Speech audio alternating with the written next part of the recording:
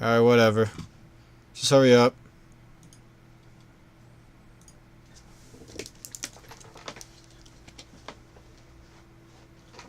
Oh, sweet nectar of life. Water.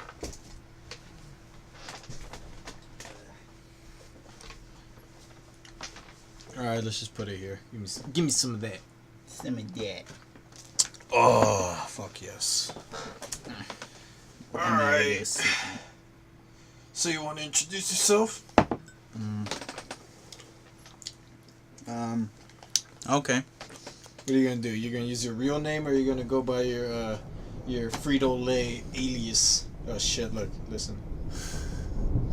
That's deep. Jesus Christ! Like, Yo, that's deep. yeah. And we're here in California. And there's fucking lightning and rain. You know that everybody's freaking out and they're gonna die in the fucking freeway. The dog's barking. Okay. But who gives a shit? All right, well. Since we're starting a gaming podcast, podcast. I'll just use my online alias, Manny the Bandit, or Manny. What about you? What's gonna be your secret identity? Frito-Lay, or just Frito for short. Oh hell yeah, that's spicy. Papa bless. All right. And since this is the first podcast, I guess this can just be an intro. We introduce ourselves. We already said our names, but you're in high school as of now. And hell yeah! And what's it like? Is it as cancerous as high school was for me? Yes. Yeah. Very. Okay. Do people still talk about Harambe? Yes. Do they still do fucking bottle flips? Whatever. So let's get into it already.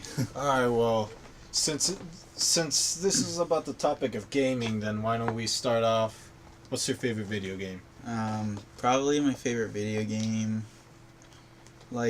Maybe as an RPG, I'd gotta say the first Dragon Age is really, really good. Oh, Dragon Age Origins? Yeah, it was a great story. It had lots of good optional DLC stuff that you could have gotten. There's lots of secret events that you could have done to change the complete outcome of the entire story. Yeah, but the combat wasn't for everyone. Yeah, it was that turn. It felt kind of somewhat boring as you went along. But then towards the end, it got a lot better just because the atmosphere felt actiony. And the scale of it. And the scale of your characters. There could be 100 enemies in one little area. And what's cool is that they made you feel extremely small in such a huge environment. Yeah, because of all the different places you go to. You go visit all the races, all the castles and shit. And you can face these giant arachnid monsters at first, and then go ahead and start killing some darkspawn that are 9 feet tall and super white as fuck. Mother. Oh my god! You remember that, the brood mother? That shit was disgusting. That was probably one of the most awkward parts of the game. And another awkward part would probably be the fact that if you actually seduce what's that witch lady called? I forgot. Morgan? Yeah, Morgan. Yeah, Morgan. Yeah, the half naked. Yeah, because titties flopping around. Yeah, because she never liked you, and then when you seduce her, it feels really awkward because I thought you hated me. Yeah, and she's never had a human interaction before, so she's all awkward and shit, which I like. BioWare did a good job at capturing real human emotion. Yeah, because if you seduce Morgan, it feels how a first time relationship would feel like. Yeah. Where you both are very awkward. You guys are new to this kind of thing, and you're both not exposed to it yet. Yeah. And then this seducing the archer lady from the bar. Liliana. Yeah, where she just feels she's just trying to be wild as fuck. Best video game waifu and no. I'm just fucking kidding.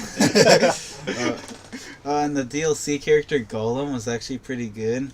Yeah, but remember that's a woman. Which is funny, which is cool because you're oh sweet, yeah, this person wasn't she a paragon? Yeah. And that's why they turned her into a golem because they didn't want to lose her knowledge or something. or something. I don't remember the details, but we got the game. We could always just go back and play it again. Yeah. Which that's the only game that I've 100% completed. I got that achievement. Remember? Yeah, I know.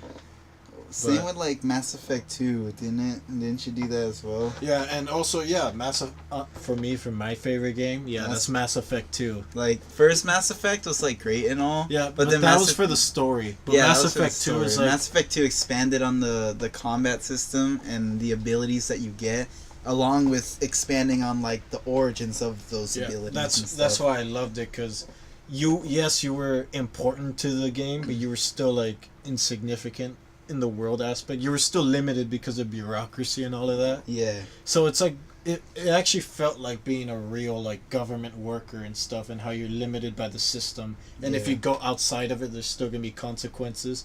And also, if you take your time and get to know everybody, do their side quests, the survivability for the suicide mission goes up, which I like, and that's why it's my number one game.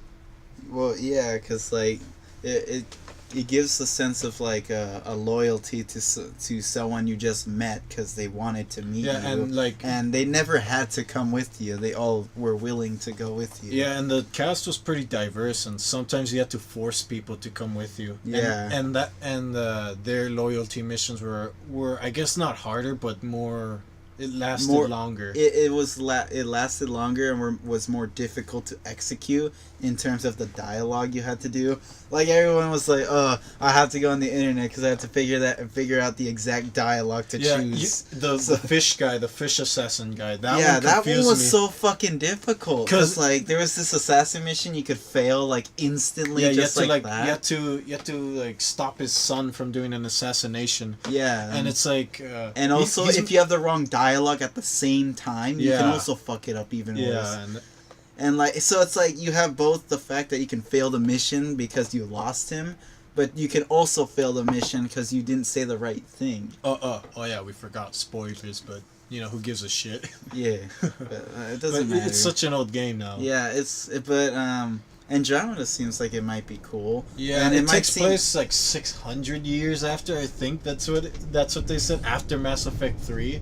Wait, but like, it's probably taking place like after all like the bad shit happened. Yeah, where you have to rebuild it's gonna depend. They're either gonna do where they're gonna choose the canon ending, like the ending that BioWare wanted you to take in Mass Effect 3, or they're gonna probably allow you, if you played Mass Effect 3, to upload your entire save data, or they might say like, or for new players, ending and stuff. For new players to the series in general, they might do what Inquisition did. Yeah, where you get to choose like online or you can go ahead without and playing, just doing it. Without playing, you could choose the options that you wanted. And you can have it as like a special story set that you can have in game and just go immediately to it and just start the game really quickly. Yeah, and now that we're on this subject, why don't we just talk about aspects of games that we love, just like with BioWare, how you could continue a story. Yeah. And they actually did an open world right. The right way. Mm-hmm. Because not only the story, the combat, the characters, everything just like melts together into just like this perfect kind of experience that you get. And that's what I feel like with Ubisoft. Ubisoft, their Far Cry games, and even the Ghost Recon, which I'm not gonna get. Yeah, they're not doing so good because it's repetitive. It's extremely repetitive. Have these like simple fetch quests most of the time. It's just like the really same boring mission, but just different enemies. They have really boring or just overall repetitive gameplay. Yeah. And they're basically trying to think that they're like Bethesda with Skyrim. Everyone wants to be. Yeah, everyone strives to do that, and that's why I think Bethesda is like, they're not even close to wanting to announce any new. That's why they don't want to make one. Yeah, because everyone's so saturated with the fact that everyone's trying to put out these open world games with lots of content. And Fallout 4 was good, but people still wanted even more out of it.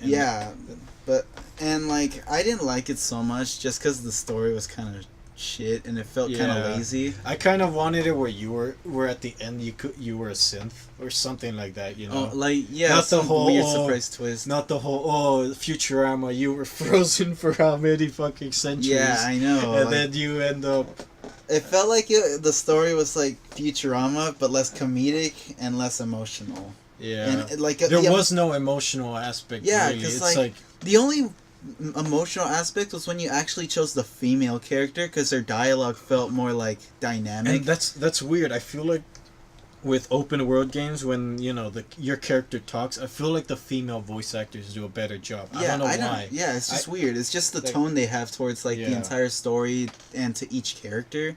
Like the male voice seems like either monotone or very boring. Yeah, and they sound like they're not interested in any of the things Unless it's an iconic happening. voice like Shepard. Yeah, then... like Shepard, he sounds like that's a really iconic voice, and he sounds very like into what's going on in the story, while at the same time keeping this serious, level-headed tone that he does. Yeah. Oh yeah. Back to the open world.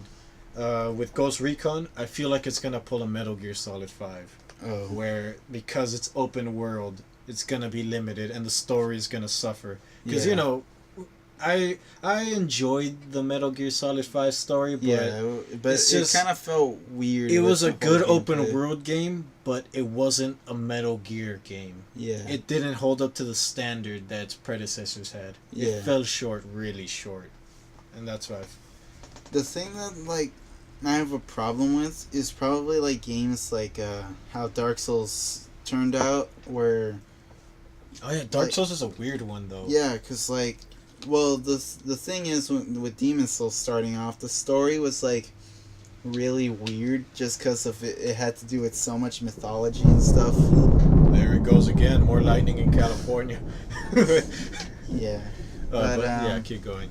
But again, nobody played it, and there wasn't a lot of people who liked it just because the mechanics. And it did have a cult following though. Yeah. That's what kept it going. And the fact that Dark Souls 1 pushed forward and tried to make this game, I like the game, but the fact that people praise it for its difficulty is not really something to show for. Just because it's the mechanics that are the things limited to the combat. I feel like the budget was limited. Yeah, he could have done a better job. And Miyazaki wasn't expecting the game to blow up like it did. I feel like he wasn't expecting it. Yeah. It almost seems like this was his last game. Like, he thought it was going to be his last game. Yeah, and then, with Dark Souls 2, it changed everything.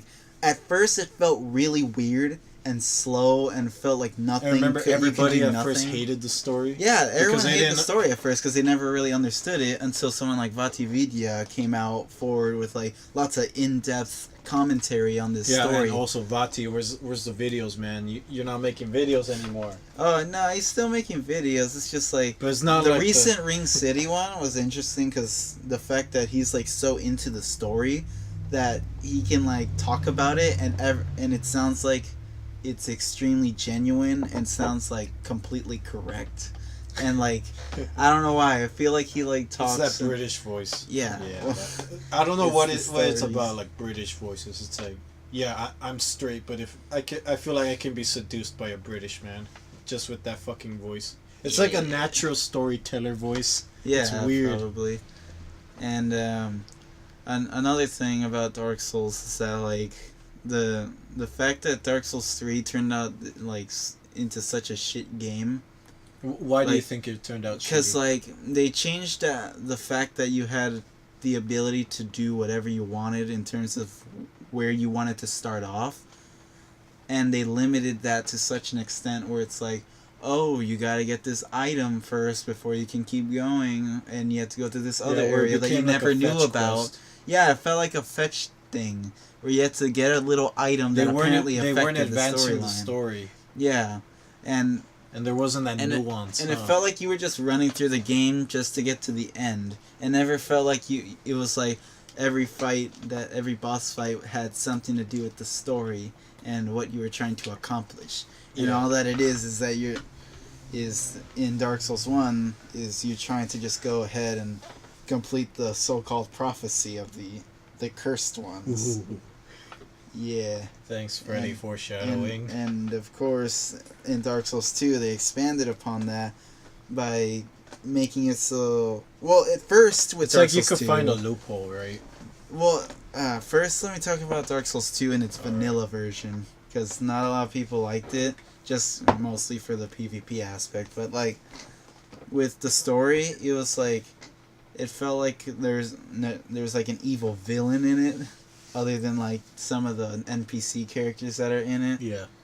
And the choices that you make can, like, you know, still affect it. But I felt like with Scholar of the First Sin, they expanded upon that with the loophole you said, where you can just completely end it and just stop. Well, just for you. Remember? Yeah, just for you for get yourself. all the crowns and shit and put it on, and then. Yeah, and then you just go ahead and leave. And I like the story. It's the only Dark Souls game that I've actually completed, you know, all the way through. Yeah. Dark Souls 1, I just don't like the because the gameplay was mechanic. like broken. Yeah, it's like it felt like it was only challenging because of what you were limited to. Yeah, and how people praise it for its difficulty because of that broken fighting system. And again, like it's not really his fault. He was on a budget. Yeah, and I think he would want it more like how Bloodborne fights. Where I think it's that's super quick. I think that's what he actually wanted. Yeah, like because it seems felt like that's exactly what he wanted. Because the way he made Bloodborne felt really fluid in its sense of combat and storyline. Yeah, and I do like the story because, you know, it's that existential H.P. Lovecraft kind of cosmic horror, where you can be a king, you could be a god of humans, but there's always going to be something that's elevated above you and not going to give a shit. Yeah. We're like ants compared to the creatures of the universe that's in that game. Yeah, and that's why that's why Gurman at the end, the first hunter, was like a really important fight, and if you wanted to fight him. Yeah. But if you gave up and just wanted to leave the dreamland, whatever it's called, I don't remember much about the story. nightmare or something. Yeah, the nightmare. Ending the nightmare is the thing that you can either do or not do. And what's really good is that with the little bloodlust thing that they have for all these hunters, is that you could either choose to go mad and in the nightmare and just choose to hunt as much as you want, and let the blood flow through you and whatnot, or you can choose to both end the nightmare, or you could fight against the nightmare, which is the first hunter and that weird creature octopus thing. Yeah, the fucking moon essence or some shit. That moon creature. Moon. Yeah, and it felt like how Dark Souls 1 wanted to do it, but it's kind of like it moved to a different... It just felt like Dark Souls 1, but with better fighting mechanics, lots more interesting and memorable bosses, a lot of cool aspects to the storyline, and felt more fluid throughout the story instead of feeling like very static, where it's like, oh, nothing's going on, and then boom, there's this huge ass fucking boss that matters a lot about every single fucking aspect of the game. Yeah. And it felt like more progressive in its type of gameplay. Yeah, but I think we've touched enough on RPGs. Maybe how about shooters? Okay, well, like, shooters now are trying to be this, like, it's either trying to be like Overwatch. Yeah, it's trying to be like Overwatch, where they try to make it like FPS, but make it solely on team-based play. Yeah, it's either solely team-based, or it's like you can fucking carry everybody. Or Counter-Strike, where you could carry people. You can carry everybody. But I feel like back to Ubisoft, they actually found an actual good they made a good franchise. Yeah, with Rainbow Six. Like, it's first the best of both worlds. Yeah, because it was like really shit at first, just because with netcode and obvious issues that they had. That's why during the year one, like before the first DLC, I didn't really play it. Otherwise known as Season 0, where everything felt really shit. The game was really bad. Always crashed. It took like 15 minutes to find a casual match. Yeah, the optics that you can choose are only ACOG and holographic, and the other two are fucking broken as shit. and like, you know, never had really any benefit other than, you know, making SMGs good at close quarter combat. But then Season 1 comes out with Buck and Frost, and everyone's like freaking their shit out. But there's still problems with netcode, Peeker's advantage, some little shits that you can do, like little bugs here and there, and well, like more like huge bugs here and there, but and then in season 2 they didn't really expand upon it very much, except adding the fact that they had these mid-season reinforcements. And didn't they change like the interface a little bit? Yeah, they changed it a little That's bit. when It I made feel like more, it started it coming felt back more up. balanced. It started coming back at that time, I feel like. Yeah, because like now my skill feels like it's worth like investing into, because Yeah, now, it wasn't just a game where it's like, oh, if it works, I'm gonna play it. You know. Yeah. Now it's like, oh, now it's I'm like, starting to like this game. I'm gonna play it because I feel like I can actually go into competitive now, and play with a sense of accomplishment. Like, oh, it's not the game's fault that I got all these kills. Yeah. I did this shit. Like, and the fact that I was going into these high ranks because of these big updates and balancing stuff really well, while still making the game fun, it felt like I actually did accomplish it just because of my pure skill. Like, and then season 3 came out, and that like blew my mind, because like now they have like these mid-season reinforcements that were so like well put that it pretty much made it so that every season that came out, it felt like throughout that they're gonna have a big change, because they're gonna balance everything so that now like counters to certain operators and counters to other operators can actually make sense and go and like better play out throughout the game. Yeah, and I think that's why the game has just been going up ever since, like, I think Dustline. It's just been going up and up and up. Yeah, and Ubisoft has like really committed to this game, and they're gonna stick with it. And they're even planning on having up to 50, 50 to operators. even 100 at maximum. They're gonna take it as far as they can. That's what they basically meant by that. Yeah, that's what they're doing. And I mean, although 50 operators on both attack in total, like on attack and defense total, like 25, that sounds like a lot. But it kind of already is a lot. There's 28 operators in total, I think. There was the original 10, and then there's the 8 DLC that came out. And then the two more. And then, Jackal and Mira coming out. That makes Velvet 30 Chill. on both. Yeah, and because of Velvet Chill, that made me want to jump in. I got my own account, and now I'm playing. And, but, there's still, like, crashes and stuff, which kind of pisses me off. The thing is, the fact that they're not maintaining based on their level of popularity that's going out goes to show that they were really not expecting this much blow up in such little time. But hey, like, let's change the interface for like the 100th time. I mean, I guess. But what I think they're gonna do is like start expecting a lot more from people and start maintaining the servers more. I feel like this is when they're gonna hit the ground running and take it really serious now. Yeah, they're gonna go to an extent. This is gonna be their baby now. They're like cash cow. This is their cash cow. It used to be Assassin's Creed, but we all know how that game ended. Yeah, I know. Ended up. It was. And you see how they haven't even released one yet. Yeah, because they figured out that people don't want these stale Assassin's Creed expansions. Yeah, they became the COD of adventure games. And with COD, I feel like it's not even Activision's fault. It's the goddamn community. Yeah, they ask for... by the time Modern Warfare 3 came out, they're like, oh, we're tired of modern shooters. Give us something new. Yeah, and then they got future shit. And then they're like, we're tired of future I think Activision, just don't listen to your fan base. They're idiots. Don't. Yeah, I honestly think that they're asking for way too much than they want, and they're expecting They don't way know what more they want. They don't know what they want. That's the first thing. And then another thing is that even though they don't know what they want, like 100%, they still expect way more than they should. And that's why I think the Infinite Warfare looks really crap. But the game is okay. It's just that's not what people want to play. That's all. Yeah, because like the futuristic sense of games kind of feels oversaturated. And they kind of like how the open world wanting to be Skyrim shit is kind of oversaturated. Yeah.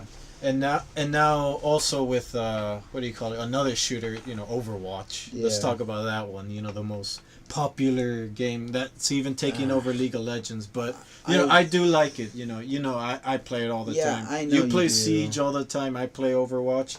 But recently, I've just been getting bored of it and even frustrated because it's so team focused. I feel like my actions don't even matter as much, but. And that's why I made a second account. My primary one is a tank and healer. and also DPS. If one person isn't doing their job right, your whole team loses. Your whole team can lose. That's kind of shitty and scummy though, because like and there can in be Rainbow carries. Six. Look, in Rainbow Six, there could be lots of team-based play. Like everybody could have like really close KDs together down the scoreboard and have like even amounts of assists. But it's still up in the air because like one shot headshot again, you can have these people who get like 25 in 3. They can just have their best day ever. Yeah, and just like practically carry their team, and their team is like, wow, let us get some kills. Yeah, that's why since Velvet Shell came out, I haven't touched Overwatch until like this morning. Yeah, just played for a little bit, but then we decided to do this podcast, and it was just to upgrade, just to make the account able to play competitive. Yeah, but I feel like Blizzard is final. No, look, this is the biggest problem I see with Overwatch. It's leaning too much for hardcore players rather than casual players. Yeah, because a lot of casual players are playing it. Yeah, ever since they changed the ult charge, which I do like. It's kind of discouraged the casual players because half of my friends they haven't played competitive since all those big changes. There's even people that I know that have never touched competitive and they've been playing since day one. But now with the whole server browser where you can create whatever kind of game you want and still get XP, so you could still get your loot crates, I feel like Blizzard is just it's a step closer to being better. A lot better. I mean, yeah, but because now you can capture the casual players who go into the arcade for the custom games. Then you have the people that want to play competitive. And then there's quick play. Yeah, and then quick play, which makes no sense, and it's more like for warming up for competitive. Yeah, not really nobody takes it serious. And like, the thing is, like, if they had like more of incentives for people to do well. That's why I feel why'd they get rid of the hero limit in quick play? Yeah, it's quick play. It's quick play, but I feel like if they had more of an incentive, but then again, to go ahead and do arcade. Good. Yeah, but if they had more of an incentive to go ahead and push for more, like power to go ahead and carry a team, not like extremely. But, like, even a little somewhat, like how Reinhardt's used to do every time. Zarya's used to do it every time. Fucking, even, like, people like Tracers were able to fucking do it all the time. But now they don't even have the opportunity to at least carry their team even a little bit. That, like, everybody has to do good. And, honestly, it gives no incentive for people to do good, because if they see that my team's doing okay, I don't have to do that. I just have to make sure I don't die, and that's it. Yeah, and then I don't have to do good. There could be that one guy that just throws. Yeah, and there's always like this negative salty shit going on. Or the people that never change their heroes. And look, I think this is the biggest problem with Overwatch. It's the community itself. Well, yeah, the whole since I'm high diamond, I'm always trying to get into masters. There's always those tilting masters that say, "Oh, look at these diamonds. They're shit," but it's just because they're having a bad day and they're not trying again. And then there's the Genji mains, Hanzo mains, but if they're good, then I don't care. But if you're maining, and you're not doing good in one day, why is it so bad to go ahead and switch? It's not like it's okay if you just have one bad day. Just after that match, just go and start maining your favorite hero again. Yeah. But it's just like, all right, do you want to win or do you just want to play with your character? Because you could just go to quick play or arcade and do that. You can do that, but they choose not to and think that they're like the shit and try to play with their mains and think that they're gonna do amazingly. And that's the problem with super team-oriented games. Because there's always gonna be people who think they're the shit and want to like go ahead and try to prove that by maining a certain hero. Yeah, and that's the thing I want to add to that is that if you're gonna be maining a hero, you also have to not be afraid of switching out of your main just to help your team even a little bit. Because if you're like maining like a Widowmaker, on a defense map like Payload or something. Yeah, but then there's like a Winston always jumping on you, killing you. Then you should switch to Reaper. Like a Reaper or like Roadhog or Roadhog or a Junkrat to take his shields down all the time super quick or something so that flexible. You can. Yeah, you have to be flexible, but you also want to be somewhat firm in your choosings. Yeah, and I kind of want to correct myself. I think the problem with Overwatch isn't because it's such a team-based game. I think it's just because people are just too dense to understand that it is a team-based game. Yeah, that you have to constantly be switching. Because remember, because it's ever since those people have been proving that Reinhardt can carry, Zarya can carry, and then like there's these people who are doing extremely shit with Reinhardt or Zarya. Or like, you know, whatever other people think, whatever other heroes people think can carry, and they go ahead and do shit with them, and they're like, why am I not carrying my team yet? You guys suck. You guys suck. It's not even my fault. Look and at me, I'm charging on my own. Why aren't you guys... Why aren't you guys giving me those damn heals? Oh my god. Wait, I need healing. I need healing. Yeah, then I need healing. And I need healing. That's why it's a meme. Because, like, it's so dumb that like these people are saying that these heroes can carry, but they're not proving that whatsoever by just going ahead and trying to think they're the shit and playing like if they're by themselves. Like if it's not a 1v6, it's 6v6. You have a team. Yeah, and I feel like look with support characters, I'm indebted to them forever because they always stick to they're the unsung heroes of the game, and as a tank main, you know, thank you for that. Thank you Lucio, thank you Mercy, thank you Anna. I mean, Symmetra can go fuck herself because like, she's not really a support. But she's Cancer and Iconval and Choke. You know, you can go fuck yourself. But I mean, it could. The thing about Symmetra is that she could be defined as a defense hero and an attack hero, but she's only put in support because of the fact that her abilities are very team supportive. Yeah, like support. Like everything about her, gen. if you just took away everyone's ults and you looked at Symmetra really quick, she'd just be a defense or attack. She wouldn't be anything else. No, but she just went back to what she was, a defensive character. But she's now viable and consistent as a defensive character. Yeah, and she can consistently play against people on attack as well, especially on payload maps. Where you could just stick all your fucking you just have to be there. You just have to be working together with your team, or and if you're queued up with your friends, it'll be easier to do it. And on attack, the thing that you have to be aware of more now is you have to be aware that what's a good time to go ahead and put a shield generator down instead of a teleporter. What's a good time to put a teleporter instead of a shield generator? And on something like Iconval, that's really hard to do because like first you have this really closed up choke point every time, so you might as well have a shield generator to ensure that you have the max survivability. Yeah, and people can still stay in the fight. Yeah, and then when you go into the open part, like where you're entering the bridge part, you want to have like a teleporter because now you have a spawn point and you're really far. Yeah, because if you lose your position, you have to go all the way to the gate. Because if you try to force it and you're just gonna keep going. You're gonna keep having these fights where one or two people go in, they die. Two more people spawn in. Yeah, they die. That part of the map is never gonna be a team fight. It's always gonna be one or two people getting picked off. Yeah, because like it's so long that to spawn in and go ahead and regroup. No, but you know that you get so anxious as to want to go in there and just fight again. Yeah, and you know what I've been seeing recently on Route 66 after the second point. You know where you.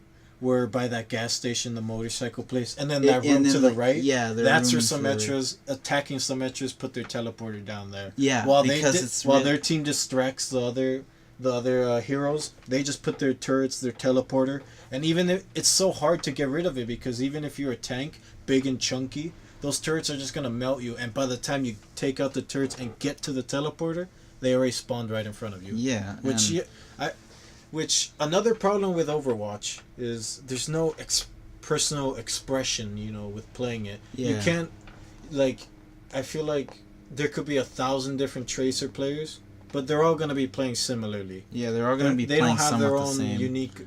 They don't have their unique style, or there's no like actual styles. The only thing unique about some people's just like the way they use one ability in their tech. And I want to see more creative players, more creative plays, not just this is meta, you have to follow it. Which, yeah, and that's kind of what I see in Rainbow Six, right? Well, somewhat, but like shield up I always shit. Look. The thing I always want to say in Rainbow Six, because this is exactly what I did. And you're not a pro, but you are high diamond. I got somewhere on diamond. I did get there, but I'm not gonna like try to say I'm Serenity. Freaking awesome, boy. I'm so good. Serenity can't beat me. And again, I'm only human. I got like bad days, good days, all that shit. Yeah. And the only thing I want to give as advice so much to new players is like, don't follow the meta. You don't have to. Like how they say on ranks, you have to have a 5-man group or else you're gonna lose every time. I like practically soloed my way all the way up to diamond. Soloed your way to diamond. Yeah, and the only like games that I've played with my friends was just to either play it was fun back when casual you were gold, games. right? And yeah, it was just to play gold.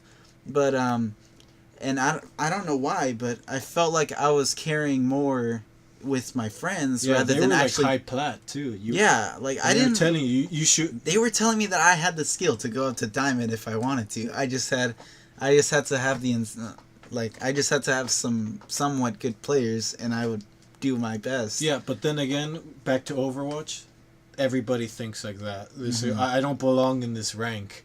Which in any game, those players ruin the experience for everyone.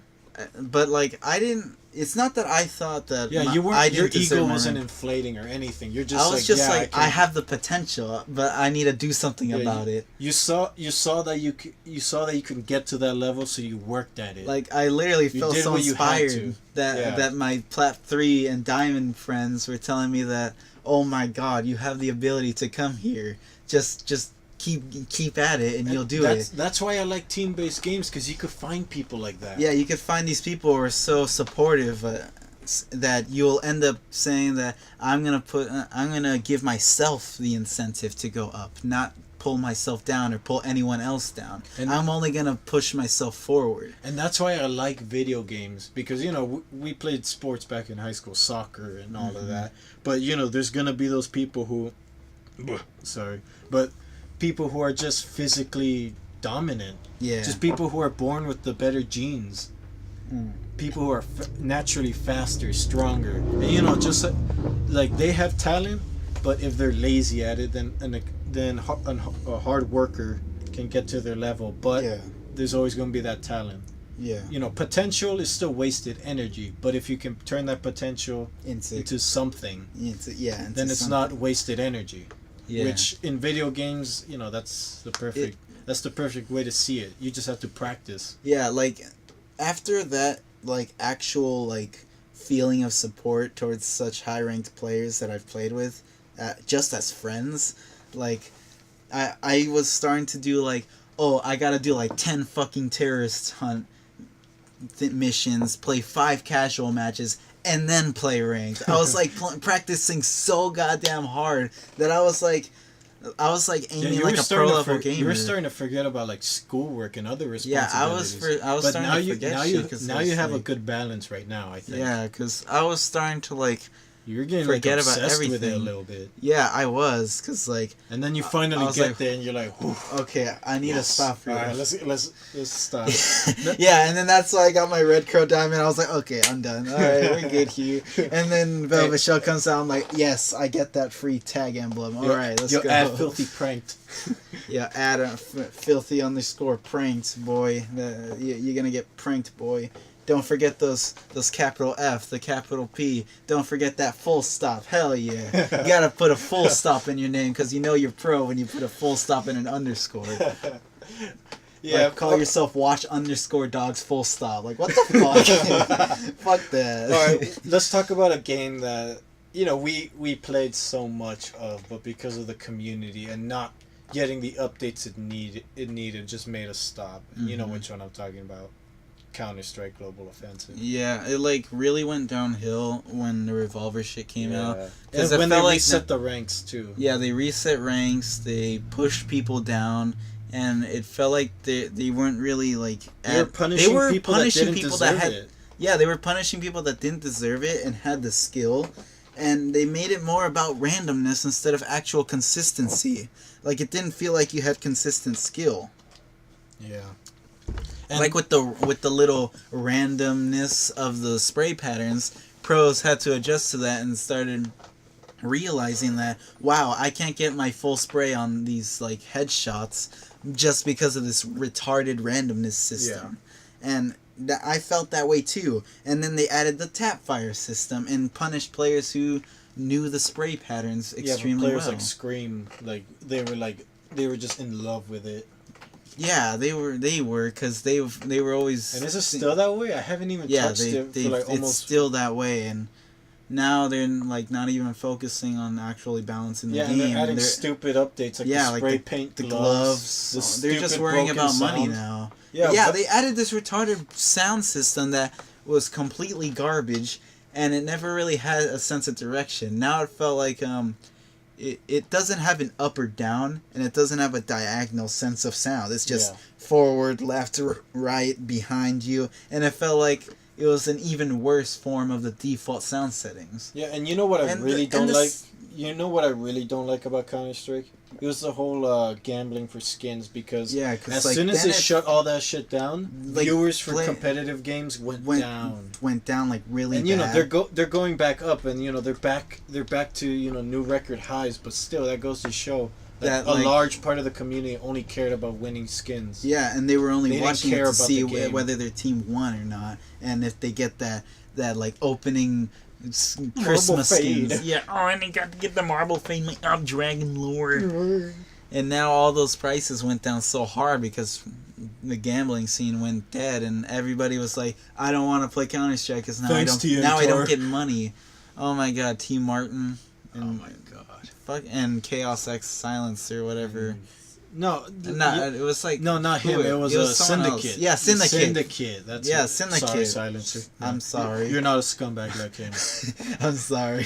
He sticks to Call of Duty, which I commend him for. Yeah, Chaos. He believes in the franchise, which I feel like that's what a lot of people don't have. A lot of YouTubers. They don't have the faith of it anymore. Yeah, and even WarOwl, I know he's trying to, but he's touching other games now. Yeah, and now he's gaining popularity. Which tells he's kind of like worried about Counter-Strike. I feel like don't confirm any of this. Yeah, this is just our speculation. It just feels like he's so worried about the game that he's like. It's not that he's like giving up on it. He's just losing so much hope on it. And it just doesn't give him the incentive to do those solo queue to global elite episodes. Yeah, but then again, that's just our speculation. And now he's doing solo queue to Grandmaster. Yeah, Grandmaster in Overwatch, and in Diamond and Rainbow Six. I don't think he's done Diamond. No, I don't think so. He did where he was checking out the. Yeah, he was just checking out the game. And he did like it. He liked it a lot. Yeah, he's just checking out Rainbow Six and figuring out that game is now, honestly, in my opinion, like really superior towards that of Counter-Strike. And I like WarOwl personally. Yeah, he like knows how to talk about a game competitively and casually, while at the same time having both perspectives. Because he used to be a casual gamer like every other person, and then he went on to be this competitive guy who knows what he's talking about.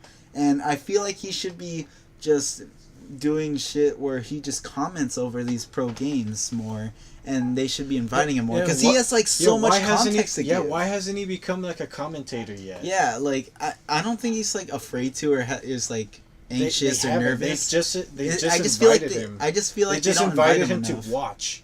Just to watch, not to they give him tickets and seats and stuff. Yeah, but that's about it. Not come and talk in the stands with us. Like, it sucks that he's not, because what a noob. I want to hear that in a I know. That'll make me go back to watching competitive Counter-Strike. Because hearing that. If he talks over this shit, he could talk about like, wow, that was a really good strat, and I'll tell you why really quick. Yeah, and he could give this extreme synopsis on like their strategies and why they're so goddamn great. Yeah. An epiphany. Yeah. I love that word. And I don't know. He's just a really good commentator, in my opinion. Yeah. He has a gift for it. Yeah, and he could do it more. He's got that magnificent beard. Yeah, a really iconic voice, and his emotion into a game can be really strong if he wanted to. If he's invested into a game, he's probably going to add lots of emotion to it. Yeah. And that's what exactly what he did with Counter-Strike for a long time. Yeah, well, I feel like we've talked enough. Do you want to just like end it here, or do you want to still talk about stuff? Well, another thing I wanted to talk about was probably what is coming to like first person shooters. Yeah, now. like since you know we talked about our favorite games and stuff, but we ended up focusing on FPSs. Let's just talk about the future and what we think is going to happen in our opinions. You know? And you could feel free to disagree with anything we say. In the comments or anything. Your opinion is your opinion. Ours is ours. We'll both respect each other. Yeah, and so what I wanted to talk about was like the future of outcome of popularity in certain games. I feel like Counter-Strike is gonna go more towards selling out and stuff, and I feel like they're just gonna try to do already. Yeah, they're just gonna try to do as much as possible to gain money. I feel like literally Gaben isn't watching it. Yeah, I know. They're just trying to squeeze out as much money as they can from it, while they still have the chance, and what I think is going to happen with Rainbow Six is actually going to be the most top rated. It's going to overtake it and might even overtake Overwatch if they don't do something about the way the community handles the game. And if they don't give more incentive to play the game like it's supposed to be played, then probably the community will still stay at the same rate, but the like people in it will change completely. Yeah, and with Overwatch, I feel like it's just gonna be like people are gonna have like the same view as they do with League of Legends, where toxic community. Yeah, it's very toxic. It's ultra competitive, but it still has problems with Blizzard's handling it great right now. Fine. Yeah. Well, like upgrading Bastion and stuff. Yeah. Which is. Yeah, making it so that it's recon mode. It's like using Soldier, but with and the Winston health. Buff kind of like disappointed me. I feel like he needs more ammo. Just that. More ammo because he can barely kill a Genji in a single mag. If you hit all the zapper shit onto him, you have to hit every single % of it to kill him, and it's fucking stupid. Yeah, I feel like his shield should also be changed a little. Yeah. These are just ideas. Yeah, like we're not saying Blizzard has to do this, but I feel like his shield should act more like Reinhardt, but instead he can pick it up again. But he has to go up to it and physically pick it up, and it has health. And it has more health and a charge onto it, and you have to pick it up for it to recharge. It's not like it, but it could be a thing where if it stays up for like longer than probably like maybe 15 seconds, then it will disappear and come back to you. But it won't charge until it comes back to you. Yeah. And, when you pick it up, it's like Ryan, where it charges up. And they should make it so that there's only like maybe 1 or 2 second cooldown every time he picks it up, and then drops it again. Yeah. And then when it breaks completely, that's when it has to wait for the 13-second cooldown. Because like it's stupid that you have to wait for a 13-second cooldown for such a shitty shield. Yeah, that like so many people and so many people can penetrate it, like with Reinhardt's shield. A Reinhardt can just use his E. And I understand, he's supposed to be the ambusher and stuff, but like that's extremely dumb. I like Winston's character. I like his abilities. He was good at first because no one knew how to do anything. Yeah, nobody knew how to play. Everybody knows how to destroy him. And healers can just out-heal his damage. Mm-hmm. And it's like... Yeah. And it's they need to add like something where it's either... If you don't have more ammo, and it's like if you can hit multiple people, but the more people you hit at the same time, the more damage it does. Yeah. And that should be like a thing, because I feel like his damage is lackluster, and that he's more for like attacking a group of people rather than a single person. Like... Because Diva's a better like assassin backline harasser than him. Yeah, I know, because like she has that close range capability, lots of damage output, really good tech, and like lots of armor and health. She has more health. She has health other than just her mech. Her character herself. Yeah, and she can get her mech again. Yeah, and Winston nobody's really using him much unless they really have to. Unless they have a plan and they're doing like a dive comp or something. Yeah. Or if they have like 2 more like harassers like Diva and Genji, and they all jump on one person, then that can work. Yeah. And it's like, yeah, he's good at taking out defensive heroes like Widowmaker and Hanzo. Yeah. But that's only if they're completely separate. Yeah, But, but if they're higher if they're ranked even games, somewhat, they're not gonna be like that. Yeah, they're not gonna be so like overextended like most people think they are. Yeah. And I think that what they need to do is make it so that he's really more of like of an attacker. Like, he doesn't feel like he's supposed to be the most mobile tank ever, but even then it feels like D.Va is way better at that. Yeah. And that Reinhardt is just better overall than And it's Winston. like even Roadhog can take out the squishies that have to be killed better because he could just Yeah, get his because he hook. could just once he hooks them, he just already has them and there, and he with could his kill 'em. changes, he's still gonna be a top pick. It's just Yeah. that he's not. It's just that after they with Hook 2.0, he was able to one shot Zaryas, Yeah, full I health know. Zaryas, and that's just too much. Yeah, Yeah, and that's why they're that's why they're adding the weird range thing, Yeah. so that he doesn't get every single pellet Yeah. into them. basically if you have less than 250 health, you're gonna get one shotted, guaranteed. Well, not always guaranteed because maybe Hook. not with 250s like Reaper. No, I know Reaper can get And out. If Mace. you have less health than him, Yeah, then you're gonna get one shotted. yeah, and but They also again, need. with- They also need to stop. They need to like fix McCree a little Yeah. bit, his flashbang, and not nerf him to the ground again. yeah, they've been nerfing him ever since the game came out. And he's And I don't everybody's really like, think- he's the coolest character in He's my yeah, opinion. he's honestly the coolest because his gun is that good He's old a cowboy fucking shit. cowboy. That's like pure American blood pumps through his veins, and he's powered by bravado and patriotism. His skin has like his cape as the American flag. Yeah, What I more know. do you want? And the thing I wish they could do is make it so that his ult isn't so like garbage. I feel like it he is. should get some like damage resistance a little. No, actually no.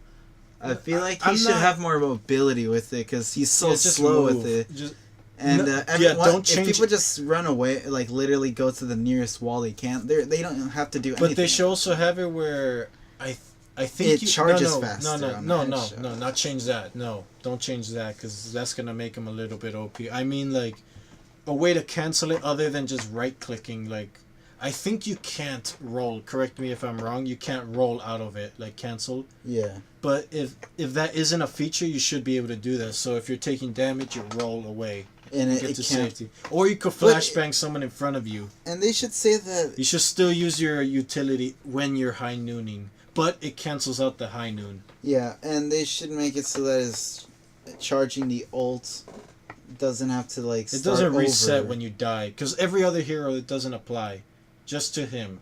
Yeah, And his ult is pretty like it's not. It's I think it's the worst ult, one of the worst ults in the game. I think it is honestly just because of the fact that the only time you'll actually get somewhat of a good play of the game is like with it is if you catch someone in that gravity surge.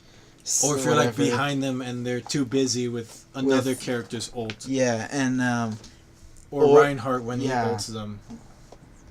and It can be powerful if you have a team to set it up with. yeah, if you're but just, you have to have like solo so queuing- much set up that it's not even worth doing at that point unless your Yeah, team because is willing then to you blow- sacrifice their ults. Yeah, to you do it. blow like 2 or even 3 ults just so that McCree can use his. Yeah, it's like it feels like it's not fair for them to for McCree players to have to go ahead and set it up to such an extent where everybody has to use their ult, or else he won't be able to use his. Yeah, and it's like it's gotten to the point where low level players, I don't think they should be able to use him because his skill ceiling is so high. Yeah, now Because that now people don't fan the hammer; they flashbang and then headshot.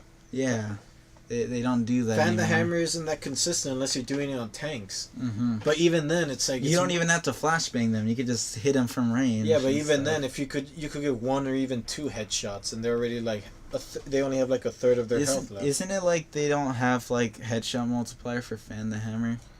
I don't know. Because I I've barely use done so McCree, many. but, I've done just, so many shots with like where it should have been a headshot, but Yeah. it didn't feel You like it know- actually added more damage. I only start using them again with the secondary account because that's gonna be our DP. That's gonna be the DPS account I'm gonna use. Yeah. Because But I feel like they should have the headshot multiplier because since it's so inconsistent, I think it's there. It's just so random to get a headshot. Yeah, because it feels like it's not even existent. And the flashbang should more go ahead and be more fluid. It needs to come out of his hand, not from his fucking dick. And yeah, there's a video on it. I forgot who made it, but a guy fully analyzed McCree's flashbang. If you could just look up like how McCree's flashbang works, you'll see. I think it even has like 1 million views or something, a very high amount of views. Which is a guy, he deserves it. He took the time. It comes out of his dick. It comes out the moment you press E. It doesn't happen with the animation at all. Yeah. And he showed that through so many examples and with inconsistencies. If you're spinning, it's not even. It'll like come out halfway of your turn. It'll like come out to the sideways, and you won't even be able to the animation will be perfectly to the person, but it already came out like halfway through. It comes out faster than when the animation finishes, before his hand finished. And the thing that he also added was how could this change it? And the thing is that it could also add way more skill ceiling, just because of the fact that it has to go through the animation, and that's the only part that probably people wouldn't like, but I think it would be a lot better because it'd be more consistent. Yeah, just like with I don't care about. Hook. The I forgot where it was. It didn't come out from. You didn't get hooked by the hook's position. Yeah. You got hooked by Roadhog's position. Yeah. Which is stupid, because that's why when you're behind a wall, Roadhog is already in front of the wall, so it doesn't matter if you're already behind it. And now with Hook 2.0, when you get hooked, you walk towards a wall, and it stops you. It'll just break it. In the PTR, it's you were still moving and it broke, and 90% of the time the hook was useless. But now when you get hooked, it stuns you. Yeah. But if you were jumping, if you jumped, that's why lots of people jumped when they're facing Roadhogs, because if they have the opportunity to jump towards a wall, they can break it off, and they'll break it off. Yeah. And right there, it just made it so that people had to adapt more, while at the same time adding more actual skill into hitting people with their hook. Yeah.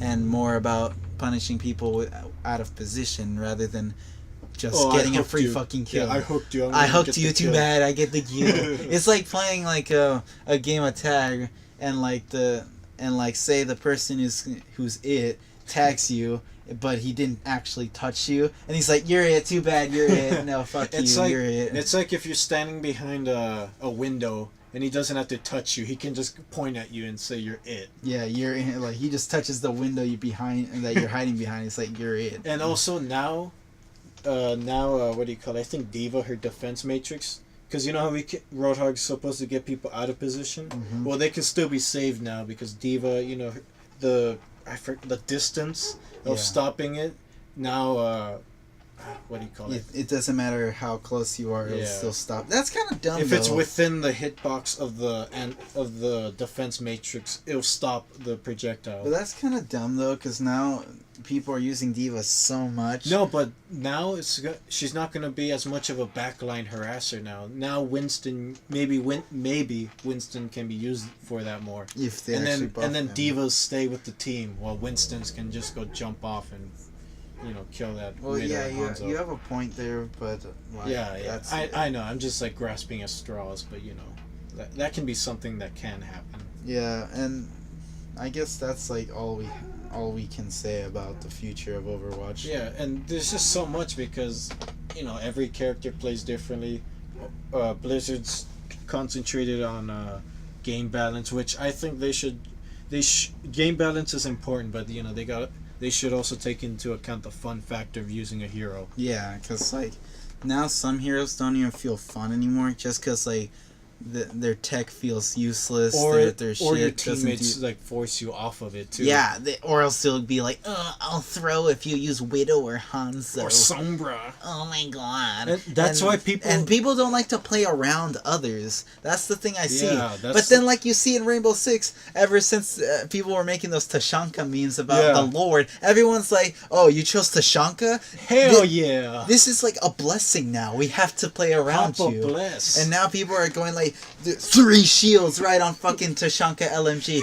Hell yeah. And then they're like, oh my god, I gotta have Doc so that I can heal you while you're being body shotted. Now like, Doc, it's oh like, that's my what I God. like. That's what just made so me great. fall in love with. It's great. Everybody It's check awesome. out the Chunka, the YouTube channel. Yeah, check he's him all out. about the just meme. Just the all meme of the about Chunka. the meme. Oh my god! But that's what's. Hey, but he's pretty good at editing. He's Yeah, pretty good. he is. Having a stick to Chunka's head on like on another person's head and making sure it stays behind certain objects. All that masking, going like practically frame by frame, doing that. That's right. Whatever amount of people that watch this podcast, go check out the Chunka. He or she, we don't know. That person deserves it. But yeah. Do you think we should like stop it from here? I think we should. We went on a lot about the most. Yeah, popular we were gonna far. we were just gonna like introduce ourselves and just end it there, but we were just getting so into it and having fun.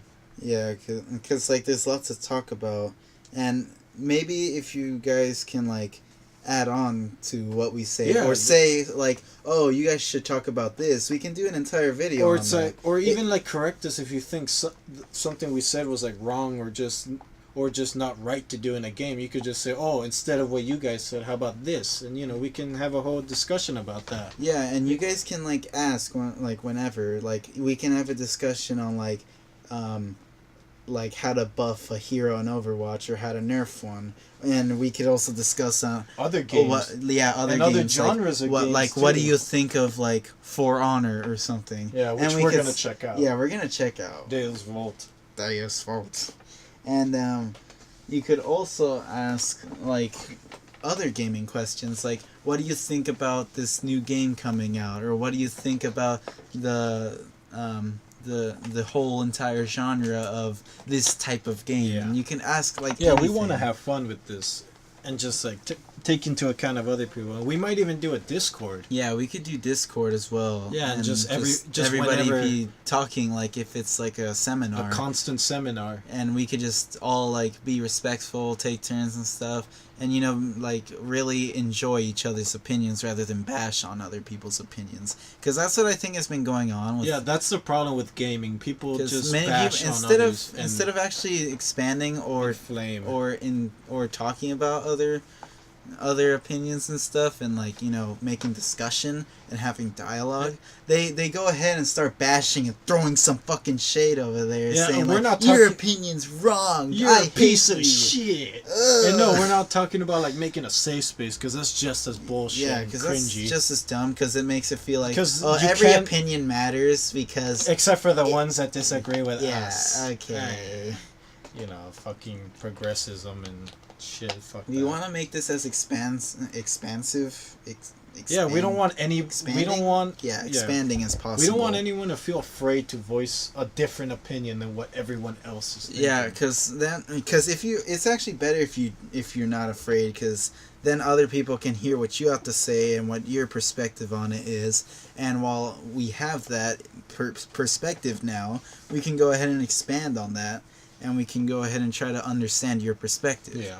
And like this is more of like a dialogue of understanding and progressing towards what should be gaming, Yeah, a we're all community. part of it. We're all part of it. We're all part of the gaming community. And whether we like each other or not, we have to deal with each other. Yeah, because like as long as it's online gaming. There's lots of games out there that many people think are shit, but then other people say like, I like it because it has this and this, and that's and why it's people, different from this game. And that's why stuff. people don't take gamers seriously, because they don't think they can come up with an intellectual argument or anything. Yeah, and I just think that's an issue, and we should probably all work together to, if there's a fix channel, that. if there's a channel that already does that, tell us. We want to get in on that. We want to do that as well, and we want to help them out. expand on it. Yeah, but other than that, I guess that's it. Yeah, that's really it. Give us a thumbs up. Hit that like button. 1 million likes, guys. Hit that like button if you up B. No, but if you liked it, then like. If you don't, then dislike it. Yeah. And if you want to see more of this, then subscribe. Feel free to subscribe, comment, and stuff on what you want to hear, what you want to talk about, And if you want, we could. We'll just plan out maybe even like a Q&A eventually. You know? You could just comment a bunch of requests and stuff to talk about. And we could try to create a schedule. Collect it and then just figure it out from there. Yeah, we'll figure it out. Yeah. But this was fun, and I want to keep doing this. It was pretty fun. Yeah. We could keep doing it whenever. Yeah. I mean, as long as we have the time, though. All right. Before we start going off on a tangent, let's just end it here. See you guys soon on the next one.